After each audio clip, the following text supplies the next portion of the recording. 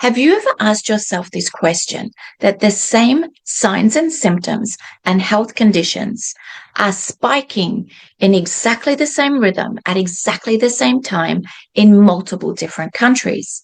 Now, if we actually believe that every single sign and symptom and disease outcome or health condition actually stem from different origins, how is it even possible that multiple different causal factors are actually occurring in the same rhythm at the same time in multiple different countries? And it just doesn't add up. This led me to think that probably there was some sort of underlying factor, a common underlying factor that is occurring across the board.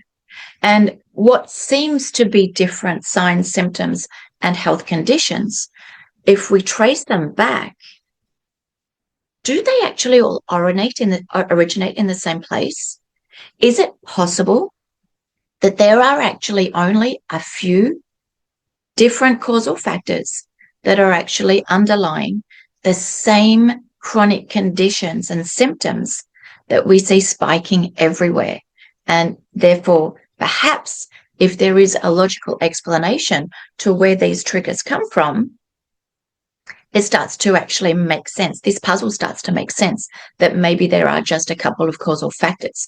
So what I want to do today is I want to introduce you to something that is so off the radar, unless you're looking deep into the science. If you're looking into the medical side of things, medical research, you're not going to find it so much. Dig deep into the scientific literature, and there is an abundance of information, but it's off the radar of the common normal person. Yet it needs to be something that we know about, that we understand, and that we actually apply. So welcome to Timelines and Rabbit Holes.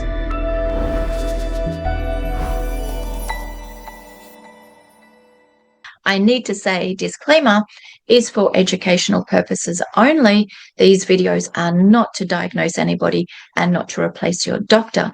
Let's now look at the copper connection behind common health conditions. And you are going to see that there is a long list of signs and symptoms that are related to low copper in the human body. And you're going to notice that these common health conditions, these signs and symptoms, are actually the ones that we're seeing the most in society today. So if we have a look at the role of copper in health and life, because copper is actually essential not just to maintain your health, but to preserve life. So let's look at these symptoms, these signs and symptoms. Let your mind go and just ask yourself if any of these do actually apply to you or to other people that you know. Copper is actually essential in the Krebs cycle to produce energy, cellular energy, which our body uses to basically do everything that the body needs to do on a cellular level, but also on the activities that you're wanting to do during the day. So low copper affects our energy level directly. Anemia and low iron. Copper is actually essential for the transport of iron. Without copper, the enzyme ceruloplasm is unable to transport iron, so iron doesn't go where it needs to go. Doesn't mean we're actually deficient in iron. It just means that iron is not where it needs to be effective. Accelerated aging. Now, this is a big one because we see so many people going out buying collagen supplements, but copper is actually the precursor of collagen and actually of elastin, which create that skin, that firmness, but also the elasticity, that skin, our external skin, but also our internal skin. So that means the vascular system, the way that our entire body is held together tightly because of the collagen and the elastin matrix on the external and internal skin. Brain fog and memory loss. This is actually one of my favorite ones. The role of copper in these is absolutely extraordinary. It will blow your mind. I'm going to be doing a deep dive and dig into the rabbit holes of conditions such as autism, ADHD, Parkinson's disease, and Alzheimer's disease. So these videos you don't want to miss. Low immunity. This is something that we see a lot today. When copper levels are low, many of our white blood cell levels are actually low because copper is essential for the maturation and the development of our white blood cells. So when copper levels go down in the body, so do our number of white blood cells, particularly our CD4 cells, which are also called lymphocytes. High histamine levels. This is another one. High histamine levels, also known as histamine intolerance, and today many people see this connected to something called mast cell activation syndrome, which has spiked recently in recent years. Now, it's very important to understand that we don't become just all of a sudden allergic to things. It's also very important to understand that histamine levels don't just go through the roof for no reason. It's very important to understand that copper regulates histamine. So when we have a histamine condition, the first thing you want to do is go back and check your copper levels, because when copper levels go down, histamine goes up. Mast cell activation is a direct cause of low copper. DNA stability. Did you know that copper stabilizes our DNA? Do you know that when copper levels go down, our DNA is unable to have that stability? And so we do see gene expression in ways that perhaps are not the most ideal. And did you know that when you increase your copper level, these gene mutations or gene expressions, which are just not adapted to the physiology at the time, are actually corrected? Copper is a really fascinating subject. Let's keep digging. Nerve conditions. This goes back again to Parkinson's disease, but not only. Those involuntary movements that we see in many different conditions, but also tingling and numbness, there's a very big copper connection behind them. This is another important subject, and I will go into the dopamine synthesis link to copper, particularly in Parkinson's disease, in another video. Neurotransmitter dysfunction. This is a big one. We're seeing it a lot today, a lot of depression, a lot of people that are just not finding a well-being, their ability to think clearly, to function without just sort of being spiked and triggered by absolutely anything that goes. Your neurotransmitters do play a role in just calming the entire system. And when copper levels are low, our neurotransmitters just don't function the way they're supposed to function. And therefore, our ability to have that well-being doesn't either. Skin and hair color is directly linked to copper and low copper because we have melanin. Melanin is essential to create the color, the pigmentation of hair and skin. This is a really fascinating subject. Low copper will trigger white hair. And this is something, because I'm Australian, I was thinking a lot about, because in Australia, I see a lot of Asian people that maintain their black hair until their 80s and 90s. And I was thinking, now, why is it that the Asians and actually a lot of the black community maintain their hair color and the Caucasians don't? This is a fascinating subject, and it goes so much further than hair color. Again, this is going to be in another video. You're not going to want to miss that one, because this is a canary in the coal mine. This is actually a really, really important one. Although it sounds superficial, it is very far from being superficial. Heart health. Has anybody heard of something called myocarditis or pericarditis? These are directly linked to copper, low copper. Why? Copper regulates CD4 cells. CD4 cells regulate myocarditis. Myocarditis and pericarditis are actually not cardiovascular conditions. They're very much controlled by the inflammation around the heart muscles, and copper plays a major role in this. And again, you're going to find that raising copper levels actually improves not just your vascular system, but also your heart and the inflammation around the heart. So just like I said, the blood vessel integrity, the integrity of our blood vessels, but also our lymphatic vessels that allow our nutrients and our oxygen to be delivered where they need to be, and allow the lymphatic system to actually eliminate whatever needs to be eliminated from our cells. Fertility and reproductive function. Now, this is another big one, because when copper is low, fertility doesn't always go all the way. Reproduction health doesn't always bring a baby to term, because copper is essential for the microbiome in the uterus that maintains the environment that the baby needs to actually thrive and come to term. It's another big one today. I could go on and on. We can go into osteoporosis, because copper is essential for for building bone, again, collagen and elastin. We can go into so many areas. And I think you're going to see that the role of copper, if copper really is low in society, is that why all of these conditions are spiking everywhere? And in my personal opinion, the answer to that is yes. So one thing that we need to know is that not all forms of copper are equal.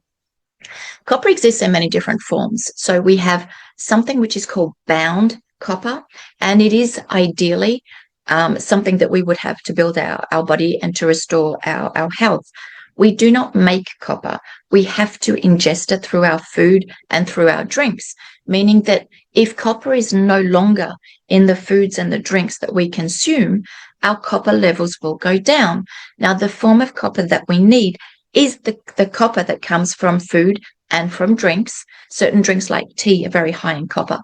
But the problem that we have is that in the agricultural system today, many different herbicides, pesticides actually chelate our metals, meaning that our metals, zinc, copper, selenium, iron, are no longer as high as they should be in the foods and the drinks that we consume. So this has actually left a very, very, very poor level of copper throughout the world because copper is no longer available in the soil to produce abundant copper dense or copper rich foods. So bound copper is the food that you need. That's the kind of copper that you need. It's in food. And this form of copper is stable and the body can use it. It can be assimilated through the small intestine. It goes through the body. The cells will pick it up, will use what it needs. And then if there's too much copper, the body is able to eliminate what it doesn't need. This is the safe and effective form of copper, which is bioavailable, bound, and safe and effective for you to use. But there's another form of copper, and this other form of copper is not the same. This is an isolated form of copper, so it's no longer bound to a protein. It's basically a copper salt. We see a lot of these in supplements. If you look at the ingredients on supplement labels and you see copper and then just another word behind it, you know that it's an isolated salt. Now, these isolated salts are very, very easily absorbed from the small intestine. They go into your system, but they don't work in the same way, and they can't be excreted as easily, meaning they start to accumulate. If they're in excess, they start to accumulate in our tissues, creating oxidative stress and inflammation. And this is something that actually starts to damage tissues. And as the liver has to excrete whatever excess is there, it's actually very interesting to see that many cases of fatty liver disease, which is something that we see very often today, is actually caused by increased levels and excess levels of this incorrect or inappropriate form of copper that many people are ingesting through supplements, because many common supplements actually have a lot of copper salts in them. And copper needs to be balanced with zinc, but copper and zinc shouldn't be taken at the same time, meaning that if you do have a supplement and you have copper and zinc in the same supplement, because cell receptors prefer zinc, the zinc will be taken in, the copper will not go into the cell, so therefore it's not being used correctly, and it's going to be stocked because it's unable to be eliminated correctly. It starts to be stocked in the tissue. This is a very big problem, and it's also going under the radar. So it's something to be careful of, because supplement form of copper is usually the isolated form of copper. So if you decide that you want to supplement with copper, you really do need to make sure that you're getting that bound form of copper. Now, this is what I was talking about. This is so under the radar. Low copper, a copper deficiency, a bound copper deficiency, is actually observed scientifically, documented scientifically, and in clinical medicine in every single chronic disease that is spiking today at the same rhythm in many countries at exactly the same time. Heart disease, Alzheimer's disease, Parkinson's disease, ADHD, autism, cancer, let's just say COVID-19, kidney insufficiency, blood clotting disorders, histamine, osteoporosis. Like, the list is very long. Copper is essential. Copper is off the radar. And so what I would say to you is there are many reasons why copper is low. Many of these you can actually deal with on your own to improve your copper absorption. Let's take a look at some of the key factors that actually trigger a low copper level in your body or copper deficiency. High sugar intake. This is a big one because vitamin C and sugar are actually going through the same receptor on cells. Vitamin C is essential for the way that copper is used in the body. So the more sugar we have, the less our vitamin C is going to be used, and therefore the less vitamin C is actually going to be able to help our copper regulation. This is a big one. High sugar diets, can you swap? Are you able to swap processed sugar for something a little bit more natural? You're going to find that stevia, xylitol, honey are better options at the moment than just refined sugar. And try and lower the dose that you take. That's another big one. Now, a certain kind of vaccine actually has a very big impact on copper levels. This is a deep dive that I'm going to go into. The rabbit hole on COVID and copper is huge. I won't go into it here because the subject is so big. If this concerns you, subscribe to this channel so that you get the notification for this video when it comes out. It is more than essential. Now, agrochemical chelators, here we're talking about herbicides and pesticides, mostly in the use of big commercial industrialization of farming. So can you get your food more locally with less treatments on them? If it's possible to eat more organic, this will actually avoid a lot of this problem. And then you will find that your foods will actually have higher content of copper to begin with. So this is a big factor. Another one is fluoridated water. Fluoridated water actually has a very big impact on our copper levels, and it actually brings that metal form of copper into our drinking water, into the water that we cook with and that we shower in. So we actually end up with a toxic level of copper. This has to be another deep dive, another rabbit hole that we're going into. As you can see, there are many rabbit holes linked to copper. Copper toxicity, that wrong form of copper, and also copper, its low form of copper. Copper pipe leaching. Chlorine and fluoride are acids. They go through those copper pipes. They start to corrode. That metal copper leaches into the water, and that's what we drink, we cook with, and we bathe in. This is another big one. If you're able to change some of your copper piping in your house, or you're about to build a house, there are many better solutions today. Otherwise, filter your water. Get a good filtering system because you can actually filter out the copper. High zinc supplementation. A lot of people since COVID have actually been taking high doses of zinc. And as we take high doses of zinc, or as we take zinc, and if we don't take equivalent quantities of copper, we're actually going to create an imbalance in the essential zinc copper ratio. And when we do that, what happens? Our zinc goes up and our copper goes down, and we actually push ourselves into a copper deficiency all on our own just because we're supplementing with zinc, perhaps too often, perhaps for too long a period, and perhaps by not making sure that our copper levels are also increasing. So zinc supplementation is something that you need to be very careful of because it actually can create a very severe copper deficiency. Severe stress. Let's just say low copper levels are actually very frequent when stress is around. A burnout, big stress, a burnout is actually a copper dump. Not just copper, many minerals. We actually lose a big reserve of our minerals, many of our metals. And this actually explains why white hair actually occurs after a very intense stress. And that's the copper dump. And as I was saying before, copper is essential as a precursor to melanin, which actually creates our hair pigmentation. Copper goes down, hair turns white. Stress, or let's say a burnout, occurs, a very big stress, then copper levels go down. White hair can all of a sudden appear in a very fast amount of time. It's very interesting to see how it's all connected. But the link to copper is so fundamental. So one of the problems that we have is this farming issue.